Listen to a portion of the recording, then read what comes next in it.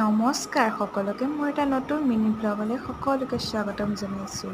আজি আমাৰ হোষ্টেলীয়া জীৱনৰ শেষৰ সাঁজভাত মানে আজি আমাৰ স্পেচিয়েল দিছে হোষ্টেলত।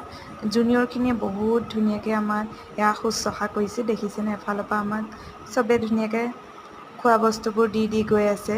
বহুত যে আইটেম আছিলে দেই আজি, আপোনালোকক দেখাম ৰ'ব। এয়া বেঙেনা ৰঙালাও ফ্ৰাই, আলু ভাজি, চালাড, মাটন, ৰসগোল্লা আৰু ক্ৰীম, চকলেট আৰু বহুত কিবা কিবি আছিলে।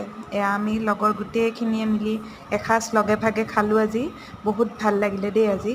থেংক ইউ জুনিয়ৰ্ছ, তোমালোকে যে ইমান ধুনীয়াকৈ এইটো এৰেঞ্জ কৰাৰ কাৰণে বহুত বহুত ধন্যবাদ।